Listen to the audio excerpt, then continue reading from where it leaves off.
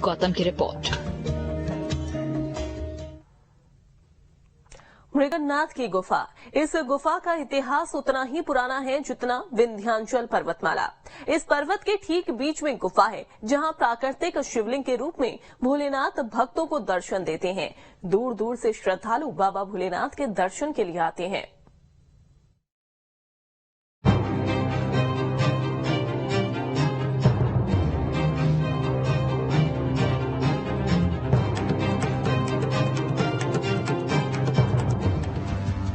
रायसेन से करीब 80 किलोमीटर दूर जामगढ़ के पास विंध्याचल की पहाड़ी है, जहां मौजूद है प्राकृतिक शिव गुफा। इस गुफा का अलग ही महत्व है, जिसकी वजह से यहां स्थानीय और दूर दराज से श्रद्धालु आते हैं और त्रिलोकीनाथ के दर्शन, पूजन, अभिषेक कर अपने आप को ध्यान करते हैं। दरअसल करीब 200 फीट की दुर्गम सकरी चट्टानों के बीच प्राकृतिक रास्ते से होते हुए इस गुफा के अंदर दाखिल होना पड़ता है। गुफा में जाते हुए लोगों को अंधेरा और ऑक्सीजन की कमी का सामना करना पड़ता है, लेकिन श्रद्धालु त्रिपुरारी का नाम लेकर गुफा में आसानी से प्रवेश कर जाते हैं। जाने बोलते सर, नारद जी ने तपस्या की है अंदर गुफा में। अंदर जाने के बाद सात धूनी है, जल है, वहाँ पे नर्मदा जी बह रही है, कई चीजों के चिन्ह विख्यात, हर चीजें मतलब वहाँ पे देखने के लायक है। सर ये तो जानकारी नहीं है, मगर सियाने बताते महात्मा लोग,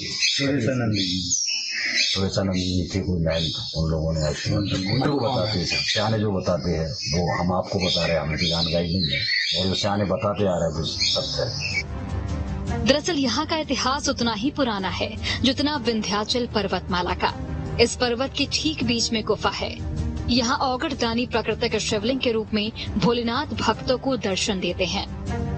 बारिश में हरे भरे वृक्ष और झरने की कलकल ध्वनियां यहाँ का सौंदर्य बढ़ाती हैं। बारिश के दिनों में ये पर्वतमाला अनेक छोटे झरनों के कारण दुधिया पहाड़ी का रूप धारण कर लेती है और एक बड़ा झरना वर्षा काल में जलप्रपात के रूप में सौंदर्य को बढ़ाता है। ये स्थान मतलब हमने बचपन से सुन के आए, मृगन्नाथ की गुफा।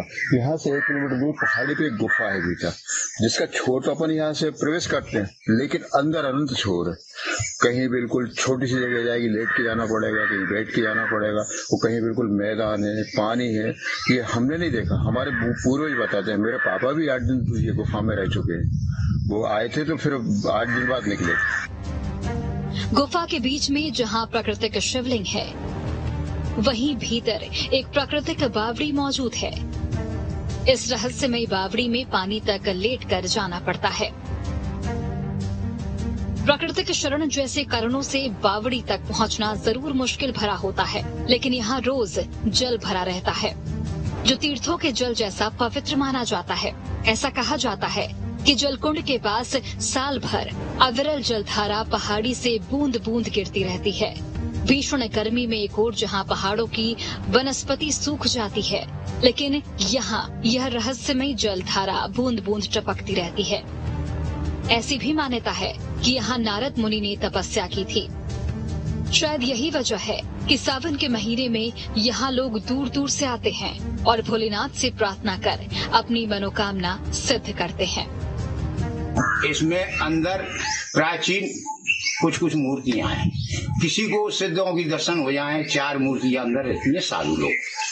अब उनको किसी के भाग होंगे उसको मिलते, बहुत लंबी लंबी जटाएं उनकी।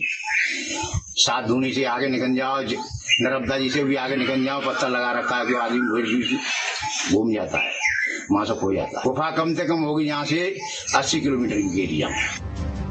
मृगनाथ की प्रसिद्ध इस प्राचीन गुफा के रहस्यों की दास्तां और भी है, जिसे जानने की कोशिश होती रही है और हो भी रही है। लेकिन आज धरती और आसमान के बाद पाताल लोक की तस्वीरें लोगों को रोमांचित करती हैं।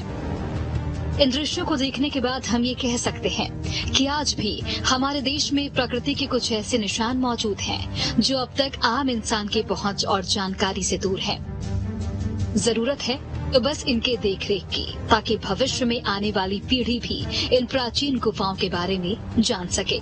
रायसेन से न्यूज स्ट्रीट के लिए दीपक कांकर की रिपोर्ट।